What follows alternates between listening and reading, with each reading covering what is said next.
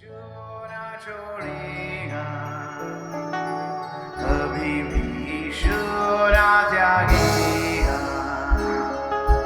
कभी भी शोरा छोड़ेगा कभी भी शोरा त्यागेगा कभी भी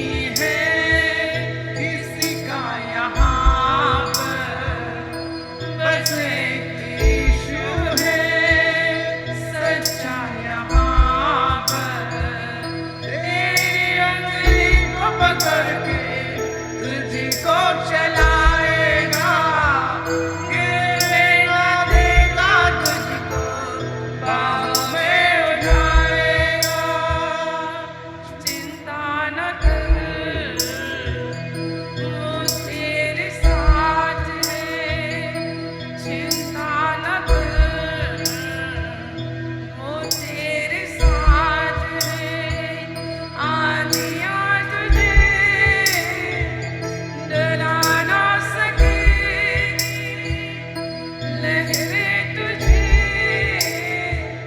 डुबा ना सकेगी, आंधियाँ तुझे डरा ना सकेगी, लहरें तुझे डुबा ना सकेगी, क्योंकि तेरा परमेश्वर तेरे साथ है।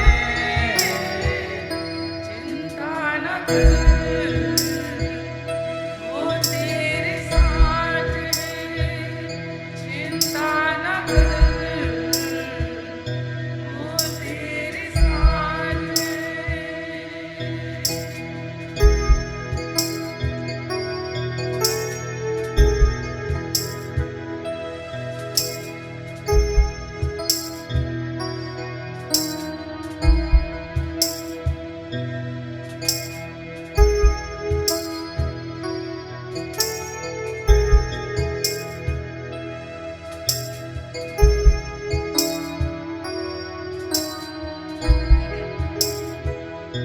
जीवन की राहों में हालात यूं होंगे, सूझेगा ना कुछ भी जब द्वार बंद होंगे,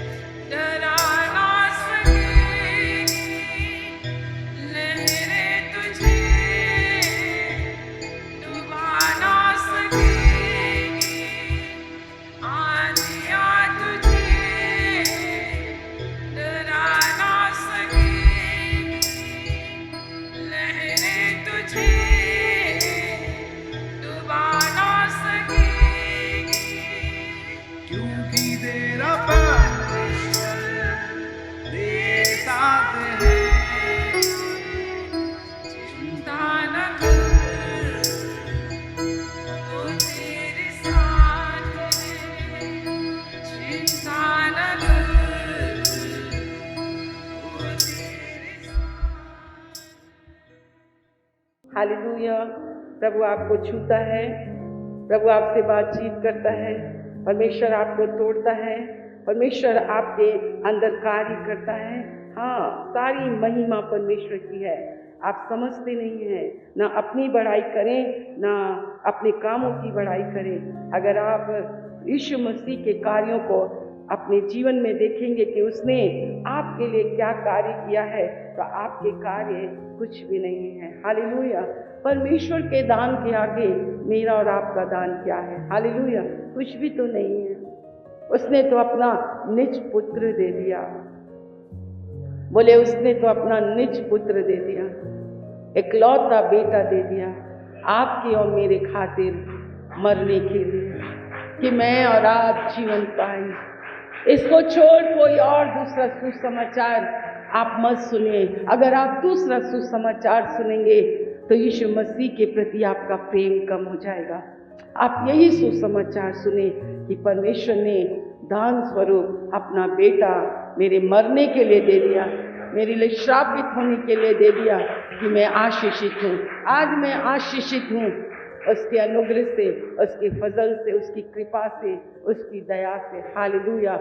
वही मेरी लालसा को पूरा करता है, वही मेरे अधर्म और मेरे पापों को क्षमा करता है। हालेलुया। आइए थोड़ी सी बातें और हम मनन करेंगे। आप मेरे साथ निकालें वही पूरा पहला कुरिन्थियों की पुस्तक और उसका 15वां अध्याय। रिजरेक्शन, पुनरुत्थान की सामर्थ पर आपको और मुझको विश्वास करना है। पहले मसीह का पुनरुत्थान, फिर आपका और हमारी देह का पुनरुत्थान। हालेलुया। हम परमेश्वर का बहुत धन्यवाद करते हैं। पौलुस कहता है 12 वचन से लेकर 28 वचन तक में लिखा है उसका हमारा पुनरुत्थान, किस प्रकार से आपका पुनरुत्थान होता है। हालेलुया।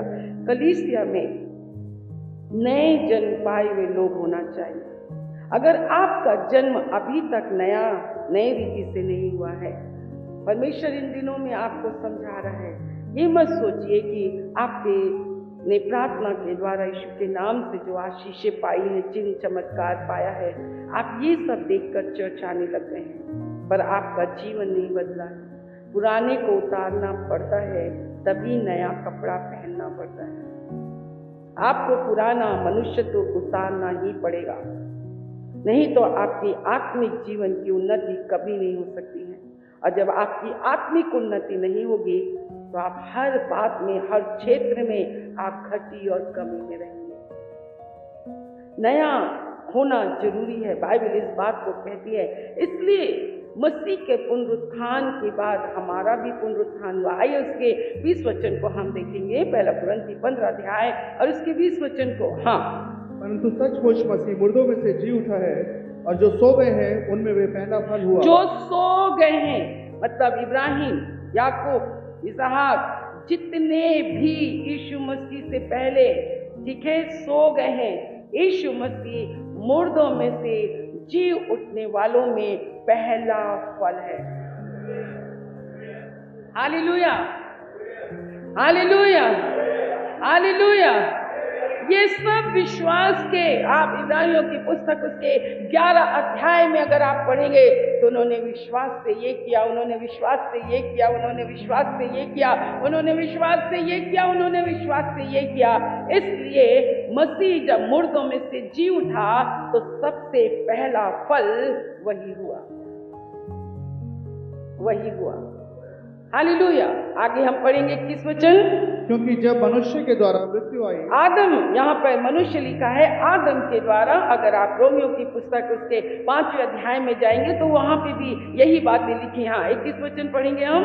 क्योंकि जब मनुष्य के द्वारा मृत्यु आई, हाँ, तो मनुष्य ही के द्वारा मरे हुओं का पुनरुत्थान भी आया। अगर मनुष्य के द्वारा मृत्यु आई तो मनुष्य ही के द्वारा अर्थात यीशु मसीह के द्वारा मरे हुओं का पुनरुत्थान भी आया। हालेलुया। आपको अपनी आत्मिक मृत्यु के विषय में समझना बहुत ज्यादा जरूरी है कि परमेश्वर की दृष्टि में कौन लोग मृतक हैं और कौन लोग जीवित हैं। ये पॉइंट मैं आपको बहुत जल्दी लिखा दूंगी। 22 वचन में, हाँ, और जैसे आदम में सब मरते हैं, जैसे आदम में सब मरते हैं, वैसे ही मसीह में सब वैसे ही मसीह में सब जिलाए जाएंगे।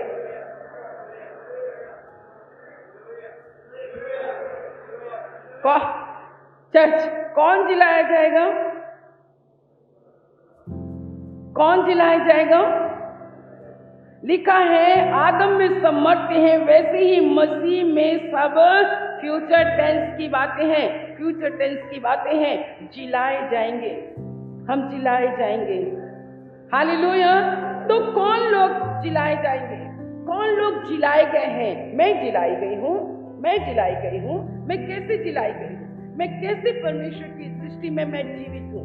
मैं कैसे परमेश्वर की दृष्टि में मैं जीवित बलिदान चढ़ाती हूँ? मैं कैसे मसीह की दृष्टि में जीवित हूँ? सबसे पहले इफिसियों की पत्री उसका 2 अध्याय उसका पहले वचन में लिखा है, उसमें बहुत सारी बातें लिखी हैं। अगर आप उसे पढ़ेंगे तो आप जानेंगे कि आप शरीर में चल फिर रहे हैं, बड़े स्मार्ट दिखते हैं, बड़े अच्छे कपड़े पहनते हैं, बड़े जेंटल दिखते हैं, हाँ, बड़े ब्यूटीफुल दिखते हैं, बड़े स्मार्ट दिखते हैं, परंतु परमेश्वर की दृष्टि में तू जीवता तो कहलाता है, परंतु तू मरा हुआ है। तब उपदेशक की पुस्तक में बाइबल कहती है, हाँ, मरे हुए शेर के आगे जीवता कुत्ता सही है। मरा हुआ इंसान कुछ नहीं कर सकता, सिर्फ बदबू फैलाता है। चर्च में जैसे हमारा नया जन्म नहीं होता है, हम पुराने मनुष्यत्व को उतारते नहीं है। ध्यान से सुनिएगा, इसे पुनरुत्थान दिवस में चर्च आना ही काफी नहीं है, त्योहार मनाना ही काफी नहीं है, सिर्फ हमें नए कपड़े पहनना जरूरी नहीं है, पर हमें धार्मिकता के वस्त्रों को धारण करना, परमेश्वर के हाथों से अंगरखा पहनना बहुत ज्यादा जरूरी है। हम अपने आप को जब लिपा पोती करके ढांकते हैं, परमेश्वर को ये बातें पसंद नहीं आती हैं। मैं जल्दी से आपको बताऊंगी, जल्दी से हम पढ़ेंगे इफिसियों की पत्री उसका 2 अध्याय, हाँ, उसके 1 वचन से। उसने तुम्हें भी जिलाया, उसने तुम्हें भी जिलाया जो अपने अपराधों और बस। कौन मरे हुए लोग हैं? जो अपराध करते हैं, जो पाप करते हैं। अब पाप की परिभाषा क्या है? गिर जाना, विश्वास में गिर जाना, है ना, आज्ञा नहीं मानना, परमेश्वर की इच्छा के अनुसार अपने जीवन को नहीं चलाना। पाप के विषय में हर एक इंसान, आपको शैतान कहता है तू शराब नहीं पीता, तू तेरे जैसा धर्मी कोई नहीं है, तू तो गाली नहीं देता, तेरे जैसा धर्मी कोई नहीं है, अरे तू व्यभिचार भी नहीं करता, तू तो अपनी पत्नी के प्रति बड़ा वफादार है, अरे तू तो धर्मी है, तू तो पापी है ही नहीं, तू तो दशमांश भी देता है, तू तो पापी हो ही नहीं सकता, तू तो बहुत बढ़ चढ़ कर दान देता है, तू तो पापी हो ही नहीं सकता। परंतु मेरे प्रियो, सारे हमारे अच्छे काम हमारे परमेश्वर की दृष्टि में मैले चिथड़ों के समान है, मरा हुआ है। तू जीवता तो कहलाता है पर मरा हुआ है।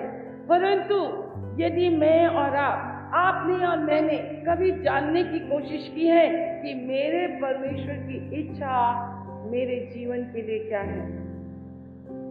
हम प्रार्थना करते हैं, प्रभु तू अपनी इच्छा मुझ पर प्रकट कर, अपनी मर्जी को मुझ पर प्रकट कर, मैं तेरी इच्छा जानना चाहती हूँ। मेरी रोज की प्रार्थना है, नीति वचन 3:6 के अनुसार, मैं अपनी बुद्धि का सहारा नहीं लेना चाहती, मैं अपनी समझ का सहारा नहीं लेना चाहती, मैं संपूर्ण हृदय से, क्योंकि ये आज्ञा है, संपूर्ण हृदय से अपने परमेश्वर पर भरोसा रखना, संपूर्ण तन मन धन से अपने परमेश्वर से प्रेम करना, ये आज्ञा है। अगर हम इस आज्ञा को नहीं मानते हैं तो हम परमेश्वर के विरोध में पाप करते हैं।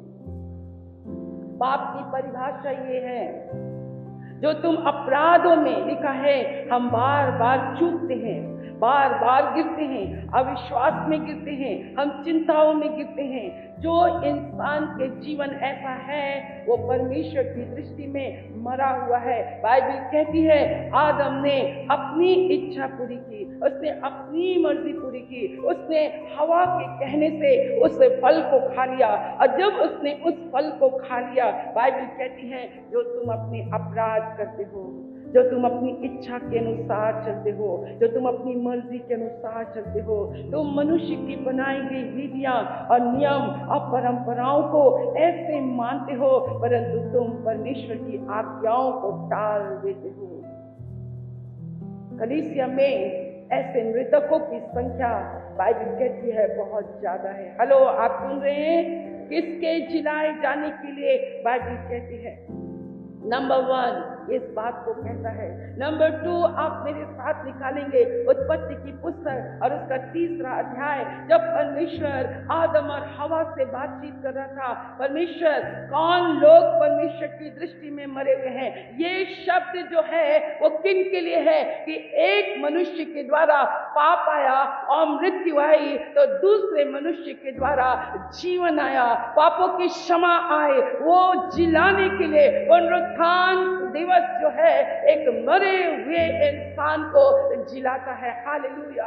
और वहां पर लिखा हुआ है परमेश्वर के आने के समय में, वो बाइबल कहती है वो दिन के ठंडे समय में परमेश्वर आदम और अदन की वाटिका पहला आराधना स्थल था। उस अदन की वाटिका में परमेश्वर वो पास्टर था और उनकी 2 भेड़ें थी और जिनका नाम आदम और हवा था। वो एक आराधना थी और वहां पर परमेश्वर की हुजूरी थी, वहां पर परमेश्वर की उपस्थिति थी। परमेश्वर उनसे बोलता और बातचीत करता, परमेश्वर वहां आता और जाता था। और एक दिन ऐसा हुआ कि बारी में से परमेश्वर की आवाज को सुनकर, पढ़ेंगे, वो दोनों छिप गए।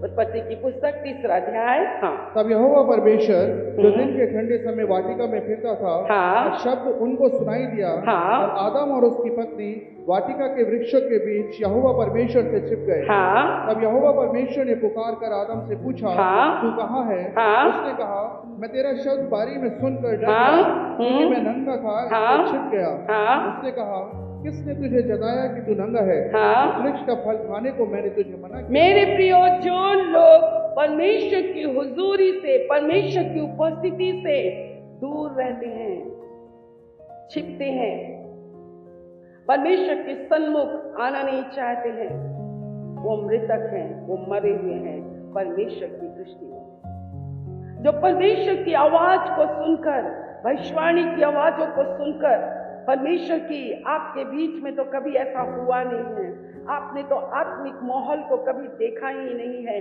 क्योंकि आप अभी शरीर में ही चलते और फिरते और जीवित रहते हैं। इसलिए पौलुस ने कहा, यदि तुम्हारी आशा केवल इसी जीवन की है तो तुम सारे संसार के लोगों से ज्यादा अभागे इंसान हैं। जो लोग इसी संसार की वस्तुओं को पाने के लिए चढ़ जाते हैं, अपनी ही इच्छा और अपने ही स्वार्थ को पूरा करने के लिए परमेश्वर की निकटता में आते हैं, बाइबल कहती है परमेश्वर की दृष्टि में वे मरे हुए लोग हैं। और यीशु मसीह कहता है, एक आदम के द्वारा वो अपराध हुआ, एक आदम गिर गया, एक आदम ने परमेश्वर का विद्रोह किया, एक आदम ने आज्ञा का उल्लंघन किया और उस आदम के द्वारा मृत्यु आई। उस आदम के द्वारा मेरे प्रियो, परमेश्वर कहता है आदम परमेश्वर की संगति से, जो लोग परमेश्वर की संगति से दूर रहते हैं, जिनका जीवन प्रार्थना में जीवन नहीं होता है, जो प्रार्थना का जीवन का मतलब ये नहीं कि हम रात और दिन अपने शरीर की आवश्यकताओं के लिए मांगते रहते हैं, नहीं, प्रार्थना अपने परमेश्वर के साथ समीपता, संबंध, रिश्ता, एक प्यार का एक गहरा रिश्ता, उसकी गोद में बैठना, उसके सीने से लगना, उस पर विश्वास करना, उस पर भरोसा करना और उससे ये कहना, मैं यहाँ हूँ प्रभु, तू जो चाहे मेरे साथ तू कर सकता है। जो इंसान के जीवन में प्रार्थना नहीं है, आप मरे हुए हैं। प्रभु की उपस्थिति में आपका उठना बैठना नहीं है, आप मरे हुए हैं। बाइबल कहती है हमारा भी पुनरुत्थान होगा। आज आपका पुनरुत्थान हो सकता है। बाइबल कहती है जो बहुत ज्यादा संसारिक अभिलाषाओं में लिप्त रहते हैं, संसार की वस्तुओं से अपने आप को भरते हैं, संसार में अपने आप को धनी बनाते हैं, संसार में बहुत ज्यादा महंगे कपड़े, महंगी महंगी चीजें, वो अपने जीवन में सुख और विलास से जो जीते हैं, परमेश्वर की दृष्टि में वे लोग मृतक के समान हैं। बहुत से ऐसे उदाहरण हैं जो परमेश्वर का आदर नहीं करते, परमेश्वर की उपस्थिति से भागते हैं, जो केवल मुंह से परमेश्वर का आदर करते हैं। परमेश्वर की बाइबल कहती है वो परमेश्वर के सामने मरे हुए हैं। तू जीवता तो कहलाता है परंतु तू मरा हुआ है। कितने लोग जीना चाहते हैं, कितने लोग जीना चाहते हैं। बाइबल कहती है जब तक गेहूं का दाना गिरकर पड़कर मर नहीं जाता, जब तक आपका पुराना मनुष्यत्व नहीं मरेगा, तब तक आप परमेश्वर के लिए फल नहीं ला सकते हैं। समझिए, समझिए, आज रिजरेक्शन डे है। परमेश्वर आपसे चाहता है, आपसे चाहता है। मेरे प्रियो, परमेश्वर का वचन क्या कहता है, आप मेरे साथ निकालेंगे याकूब की पुस्तक, अभिलाषाएं और पाप, फिर मृत्यु आता। बहुत ज्यादा इस संसार की वस्तुओं को प्राप्त करने की अभिलाषा रखना, बहुत ज्यादा इस पृथ्वी की वस्तुओं से अपने आप को भर लेना, अपने घर को भर लेना। हाँ जी, याकूब की पुस्तक। फिर अभिलाषा गर्भवती होकर, अभिलाषाएं, बहुत ज्यादा अभिलाषाओं से परिपूर्ण जो जीवन होता है वो परमेश्वर की दृष्टि में मरा हुआ होता है। पढ़ेंगे। हाँ, फिर अभिलाषा गर्भवती होकर हाँ, पाप को जन्मती है, हाँ, और पाप जब बढ़ जाता है हाँ, तो मृत्यु को उत्पन्न करता है। देखिए, सब पढ़ेंगे। फिर अभिलाषा गर्भवती होकर पाप को जन्मती है, और जब पाप बढ़ जाता है तो मृत्यु को उत्पन्न करता है।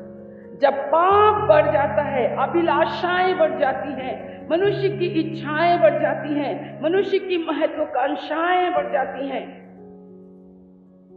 तो वो मनुष्य के जीवन में आत्मिक मृत्यु, आप परमेश्वर में आप शरीर में चल फिर रहे हैं, आप शरीर में जीवित चल फिर रहे हैं, चल फिर रहे हैं, चल फिर रहे हैं। आज हम परमेश्वर का वचन सुन रहे थे। परमेश्वर के दास ने इस चीज को कहा कि क्यों मनुष्य आत्मिक उन्नति नहीं कर पाता है, उसके जीवन में आत्मिक उन्नति क्यों नहीं हो पाती है।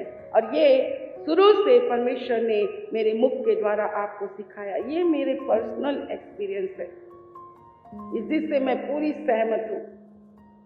तो मैं अपनी भी गवाही के द्वारा आपको बता सकती हूँ, जिस भी मनुष्य ने कलीसिया के अंदर आत्मिक आशीषों से पहले संसारिक आशीषें प्राप्त कर ली हैं, संसारिक आशीषें मनुष्य को इतना मोह लेती हैं, इतना मोह लेती हैं। तो उस परमेश्वर के दास ने कहा, जब मैं जवान था तो उन्होंने कहा कि इस संसार की हर अच्छी सी अच्छी वस्तुएं प्राप्त करने की मैंने कोशिश की। बोले जब मैं चलता था तो मेरे 10 उंगलियों में हीरे और चांदी के, सोने के अंगूठियां, ब्रेसलेट, महंगे महंगे कपड़े, हर चीज मुझे जुटाना है। एक बिजनेस से दूसरा बिजनेस, उसको टॉप और टॉप और टॉप और टॉप मुझे करना है। और इस तरह से मैंने अपने जीवन को इतना ज्यादा महत्वाकांक्षाएं का मतलब होता है जो आप पहले से सोता है वो बहुत ऊपर जाना। कई विद्यार्थी यहाँ पर बैठे, स्टूडेंट्स जो यहाँ पर बैठे हैं, पढ़ना कोई बुरी बात नहीं है, पढ़ना कोई बुरी बात नहीं है, परंतु सिर्फ पढ़ाई करके अपने परमेश्वर को भूल जाना और अपने परमेश्वर की सहायता नहीं मांगना और अपने परमेश्वर से ये नहीं पूछना, प्रभु आप मेरे जीवन से आप क्या चाहते हैं, आप क्या चाहते हैं, आप क्या चाहते हैं। खुदा ने अगर आपको चुन लिया, परमेश्वर आपका चुनाव करना चाहता है, तो मेरे प्रियो कई बार आपकी पढ़ाई और आपकी लिखाई, आपको मालूम है मैंने अपनी डिग्रियों को कभी देखने की कोशिश नहीं करी, क्योंकि मुझे मालूम है मैं इस पृथ्वी में जीवित रहती हूँ। मुझे मेरी डिग्रियों की आस को आधार कार्ड, दुनिया कार्ड, ये कार्ड, वो कार्ड, ये सब चीजें इस पृथ्वी के नियम हैं। अगर हम अपनी उन चीजों को देखें तो हम कुछ पल के लिए खो सकते हैं, कुछ पल के लिए निराश हो सकते हैं, कुछ पल के लिए हम हताश हो सकते हैं। और उन्होंने कहा उस समय जो मेरा था वो व्यर्थ था, बेकार था, सुकून नहीं था, शांति नहीं था। लोगों के सन्मुख वो बड़ी आंखें मुझे देखती, वो मुझे चलते देखते, वो बड़े धनाढ्य और करोड़पति में मैं गिना जाता, परंतु मेरा जीवन व्यर्थ था क्योंकि मैं मरा हुआ था मेरे प्रियो। और उन्होंने एक बात कहा और उसके लिए भी मैंने कहा हाँ प्रभु मैं भी ये चाहती हूँ, परंतु परमेश्वर मुझसे बहुत दूर था, उसकी उपस्थिति मुझसे बहुत दूर थी। परमेश्वर के साथ मेरा कोई घनिष्ठ रिश्ता नहीं था। चर्च में सिर्फ एक ही हफ्ते में एक ही दिन जाता। मेरे परमेश्वर की सेवा के लिए मेरे पास ना टाइम था जो मुझे जीवित रखता। उन्होंने ये नहीं कहा, पर मैं कह रही हूँ ओ प्रभु हमें जीवित रखता, हमें श्वास देता, हमें अच्छी नौकरी देता, हमें अच्छी एजुकेशन देता। मेरे प्रभु ने कभी भी आपको मुझको यूं ही नहीं छोड़ा। योग्यता से बढ़कर आपने दिया, योग्यता से बढ़कर मार्क्स दिया, योग्यता से बढ़कर। और आज हमारी जिंदगी में तुझे ढूंढता हुआ, तुझे खोजता हुआ मैं आसमान छोड़कर आया इस जमीन पर। वो आपके साथ कहाँ कहाँ नहीं जाता। आत्मिक रीति से वो इंसान मरा हुआ है जिसके पास परमेश्वर के साथ समय नहीं। इसलिए उसने कहा मैं तुम्हें जिलाऊंगा। आपने कहा और अभिलाषाएं, आइए पढ़े भाई के साथ पढ़े। हाँ, अगर आपका जीव इतना ज्यादा अभिलाषी है तो उसने उससे ये ही कहा, ओ मैंने सब चीजों को कूड़ा समझकर मैंने उठाकर फेंका। जब मेरी जिंदगी में बेचैनी बढ़ने लगी, मेरी जिंदगी में दुख बढ़ने लगा, मेरे जीवन में संकट और तूफान आने लगे, जब मेरी जिंदगी बदबू से भरने लगी, जब मुझे अपने आप से घृणा होने लगी, तब मैं पुकार उठा, मैं फेंक दिया। हर चीजों को मैंने फेंका और मैंने स्वर्ग के स्वामी से कहा मुझे इन चीजों की आवश्यकता नहीं है। हो मुझे आई नीड यू लॉर्ड, मुझे आपकी आवश्यकता है, मुझे आपकी उपस्थिति की आवश्यकता है। और मैं कोई काम करते हुए उठी और मैंने कहा प्रभु मैं भी यही चाहती हूँ, मुझे जिंदगी में कुछ नहीं चाहिए, मुझे कुछ नहीं चाहिए, मुझे आप चाहिए, मुझे आपकी समीपता चाहिए, मुझे वो सदन की वाटिका में, मुझे अपने चर्च में आप संगति दीजिए जिसका पास्टर आपको वो ठंडे समय में प्रतिदिन मुझसे मिलने आए, मुझसे बातचीत करना है।